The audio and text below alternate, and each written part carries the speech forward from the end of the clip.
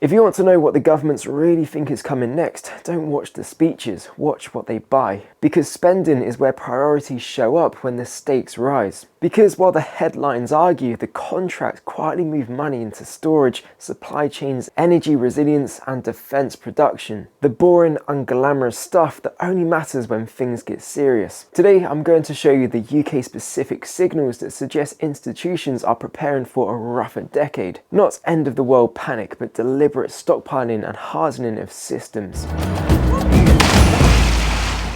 Welcome back to Charlie Survival. If you like realistic UK survival and preparedness, not Hollywood, hit subscribe and drop a comment. Which parts of your preparedness are you trying to harden the most? Now, here's what we're doing in this video. I'll show you the 3 areas where the UK is clearly building buffers: medicines, defence production and crucial minerals. I'll explain why these boring moves matter for ordinary households, and I'll give you a practical non-paranoid checklist for what to do this week to be ahead of the curve. This is not about fear, it's about pattern recognition. It keeps you calm and useful when others panic. The UK is paying for storage. First signal, medicine logistics. Right now there are UK government procurement notices for storage and distribution of vaccines and other medicines.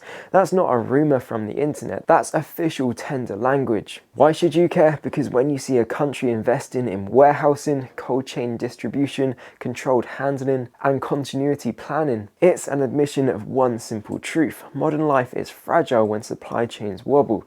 The UK isn't doing this for entertainment. This is part of the system you only notice when it breaks. And notice the theme: storage, distribution, compliance, continuity and multi-year planning. Not we'll sort it out later, more like we're building buffer capacity on purpose. Now, I'm not saying you need to hoard prescription meds. That's not smart and it's not legal. But it does reinforce a basic rule for UK households. If the institutions are paying for buffer capacity, you should have buffer capacity too. Not for years, for days and weeks. Because here's the real life version. If your supermarket delivery fails for 3 days, or a storm takes out roads, or your local shop shelves go thin for a week, does your home still run smoothly, or does it instantly feel like a crisis? That's what we're solving. Defence supply is being rebuilt at home. Second signal, defence production. Over the last year, UK policy documents have been very clear about ramping up domestic capacity, especially munitions and what they call energetics. Basically, the industrial base behind explosives and propellants. Again, this isn't YouTube speculation, it's written down as a direction of travel.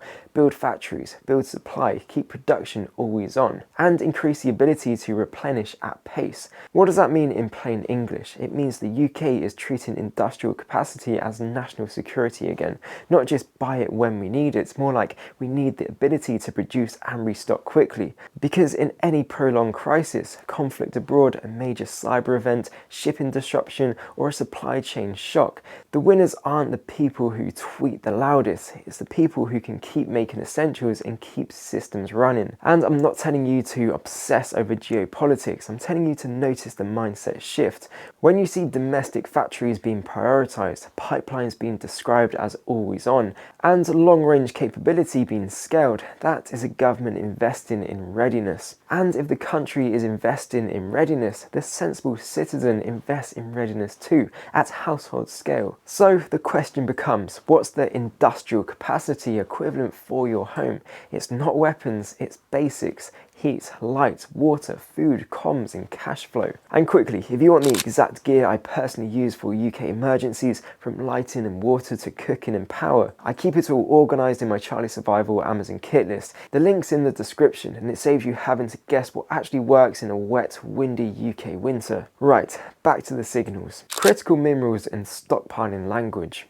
Third signal, critical minerals. This is the quiet one and it's important because critical minerals aren't a prepper topic, they're an infrastructure topic. They're in batteries, grid hardware, electronics, manufacturing and defence systems. And here's the key: when official UK statements start using the word stockpiling in relation to critical minerals, even if it's framed through industry and procurement, it's because they do not trust the global supply chain to remain cheap, smooth and friendly. The overall message is simple. The future is more resource competitive, and in a resource competitive world, prices jump faster, lead times get longer, and replacement isn't next day delivery. And everyone suddenly wants Greenland. So what's the household takeaway? It's not go and buy copper bars. It's don't run your life on just in time. Because when supply chains tighten, everything gets annoying. If you rely on one phone battery, one head torch, one cheap power bank, one way to cook, one way to get water,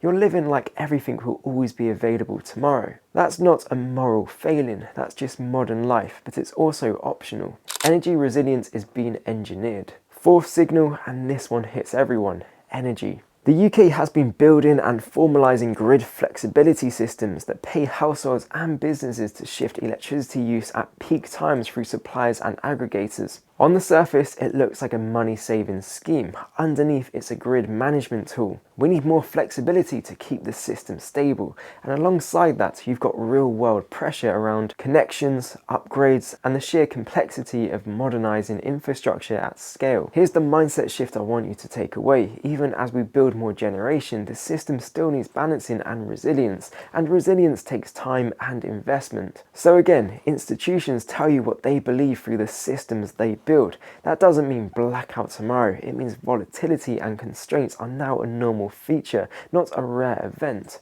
How to read these signals without losing your head. Here's the trap everyone falls into. They see one clip online, one scary headline, and they jump straight to panic.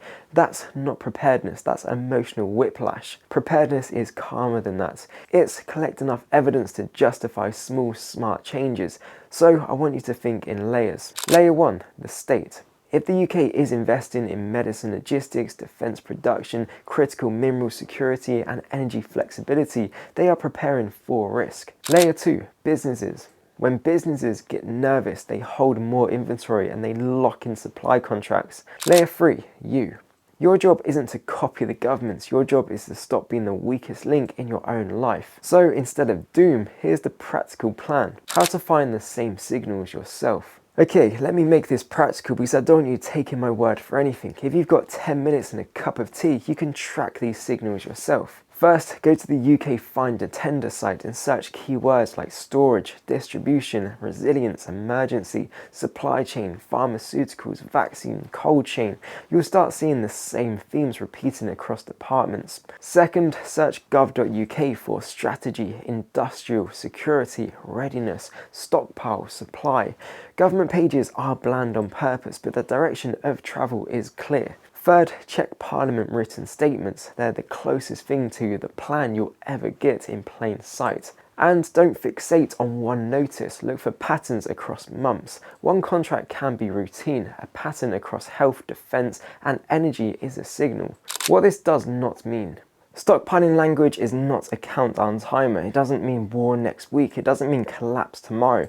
It means the people who get briefed on worst case scenarios are paying money to reduce single points of failure. Because even in a normal year, you can get big Atlantic storms, a cyber incident, industrial action, or a nasty price spike that makes ordinary life feel tight. Preparedness is simply taking the friction out of those weeks. So if you're new here, start small, build one buffer at a time, and the moment your system works, you sleep better, you spend less, and you stop feeling like you're one bad week away from chaos. The UK Household Readiness Checklist. Number 1, extend your time horizon. If your home can run smoothly for 7 days without shopping, you're ahead of most people. That's not fantasy, that's a few cupboards and some discipline. Number 2, treat medicine like the UK treats medicine. Rotate and store properly. Basic first aid, cold and flu meds, antihistamines, oral rehydration salts, plasters, dressings, and understand expiry dates and storage conditions. No hero stuff, just competence. Number 3, energy buffering. In the UK, the most common crisis isn't total collapse, it's a storm, a local outage, a supply interruption, a price spike. So think, a way to see at night that doesn't rely on the mains, a way to keep a phone charged, and a way to heat one room safely. Number 4, water. Not because the taps vanish forever, because interruptions happen and quality can be compromised by local incidents. Store a sensible amount and have a filter you actually know how to use. Number 5, cash flow. This is the unsexy prep that saves families, a small buffer, a plan for bills, and avoiding being trapped by one fragile income stream. Number 6, information. Have at least one way to get information that isn't dependent on your phone signal being perfect. So here's the takeaway: when institutions harden supply chains and build buffers, they're telling you the world is getting more competitive, more volatile, and less forgiving of just-in-time living. You don't need to panic, you need to quietly build margin. If this helped, hit the like button and subscribe for more preparedness and UK survival videos, and tell me in the comments which area you're improving first: food, power, water, or comms. And if you want my exact UK kit list in one place, check the Charlie Survival Amazon kit list in the description. It's the gear I actually trust. Next, you should watch my video about the ice storm in America and how it could affect the UK. I recommend watching it. Click it and I'll see you over there.